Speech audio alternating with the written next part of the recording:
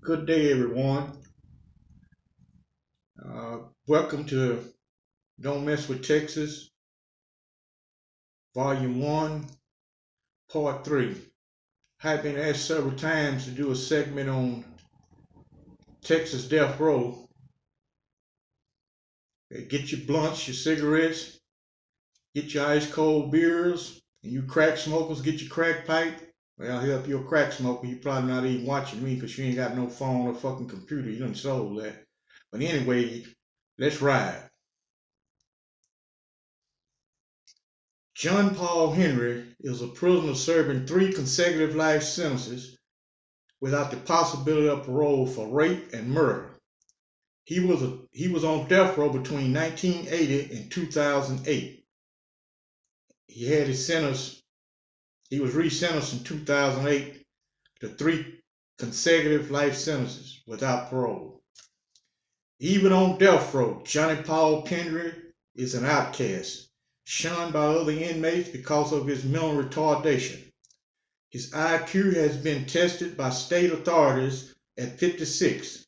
Spends his days coloring with crayons and looking at comic books he cannot read, his lawyers say. He says he still believes in Santa Claus. John Paul Henry was sentenced to death for the 1979 rape and murder of Pamela Mosley Carpenter, 22, who was decorating her new home at the time he forced his way in and attacked her. Johnny Paul Henry was on parole after serving 2 years for an earlier rape. Miss Carpenter was the daughter of a prominent family in Livingston, Texas, and sang in the choir at the church. John Paul Henry, who rode to the crime scene on his bicycle, was the son of an absent father who taunted him as retarded and a mother who tormented him because she considered him illegitimate. When he was a child, family members and neighbors said his mother burned him in a scalding bath, locked him in his room for long periods of time without food or water, and forced him to eat his own feces and drink his own urine. When asked how many hours there were in a day, he said, "I don't know. I think it's 6. Asked how he could count, he counted on his fingers to 10, then closed his eyes tightly, clenched his fist, and concentrated hard before he answered. To 40, I think." I had the occasion to meet this guy while I was at the Polunsky unit.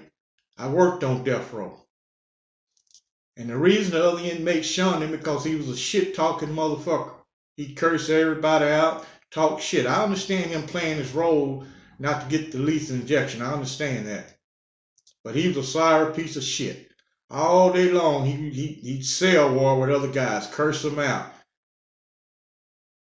And every time I would come on his cell block, come inside of his pod, I'm gonna be all kind of niggers and all kind of shit, and he just talk shit. He throw piss and shit on the guards.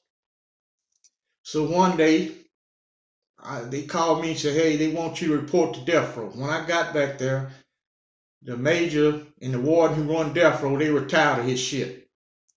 So they played a little game on him. Anytime you're getting ready to get executed, they move you off your regular pod and move you to B pod, and you're placed on death watch 30 days before you taken to Huntsville for your execution. So I went to his cell, which is the normal procedure. I said, "Hey man, pack all your property where I can help tote your property. You moving?" He said, "Where I'm moving to?" I said, "You moving to B pod."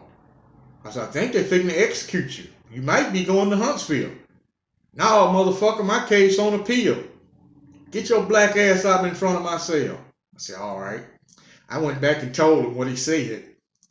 So a captain from death row, he went down to his cell. He said, "Johnny Paul Henry, we'll be taking you to Huntsville within the hour for your execution. He said, no, I need to talk to my lawyer. My case is on appeal. Hell, you can't kill me. I want to call my lawyer. He said, well, you done lost your appeal, and we fast tracking your execution. You will be executed at 6 o'clock tonight. Man, that motherfucker went to crying and hollering and screaming like a motherfucker, telling all the guys, hey man, y'all pray for me. Dude said, oh bitch, go on over there and get that shot. Ain't nobody praying for your sorry ass. You sorry motherfucker. Hey man, I apologize for everything I said, man. Man, I really love you guys, man. It's, nah, bitch, we don't want to hear that shit. It's time to pay the piper. You shouldn't have killed that motherfucking woman and raped her. It's too damn late now. And this motherfucker, he whined and cried, and then he got a razor, and he said he was going to cut his wrist. He acted damn fool. He got on his knees, boy. He went to praying to Muhammad, Buddha, Jesus. He was doing some serious praying. And I had to hold it in because we want to make this look legit.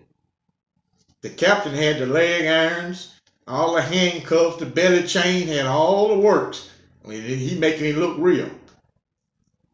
He said, you gonna cuff up, or do we have to get the team to run in on you? You motherfuckers got to do something, because I ain't going, goddammit. I'm staying in this cell. I'm not going. Man, this shit went on. All the inmates cursing him out. And finally, the captain got tired of the ruse and just walked away. He still didn't tell him, hey man, we were just bullshitting with you. So we left. I went back about 2 hours. He said, hey man, they still gonna kill me? I said, yep, motherfucker, you got to die, son of a bitch, you gonna die. Say, man, I swear, man, I didn't mean nothing I say, man. I'm just bored in here. I said, well, it's too goddamn late. When you scrap to that gurney, well, talk to your maker, explain him all, apologize to your maker. But we don't want to hear this shit. Well, right now, he's confined at the Hodge unit in Rusk County. It's a unit for mentally retarded inmates. That's why he's confined. He's 65 years old now. And he has 3 consecutive life without parole sentences. He'll die right at the Hodge unit. And so a lot of guys would tell me on death row that they'd rather die than to be serving a life sentence. I never see it that way. The whole objective to life is to stay alive. You don't know what happened. A hurricane, a fucking tornado might hit the prison, knock the fucking wall down where you can escape. You never know what's going to happen. So you got to stay alive. They would all tell me, hey, man, I wouldn't be locked up as long as you. I'd be looking at some of them bastards. Hell, you been on death row 15 damn years. What the hell you call that? That's a long fucking time. Well, a lot of people had different concepts I would talk to on death row, whether they would serve a life sentence or remain on death row and get the lethal injection. I always would tell them, well, if you see it that way, why you just don't drop all the pills and go ahead and get the lethal injection? Only maybe 10% of the guys are successful on a pill. Well, Texas has executed over 500 people.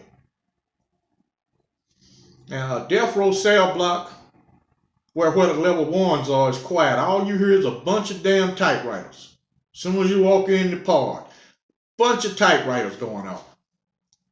Now you go over to level 2, they're a little bit more talkative. You go to level 3, it's a madhouse. They throwing shit, piss, banging on the fucking door, flooding the cell. They ain't got no property in the cell. They take everything from you. And a lot of them is on food loaf.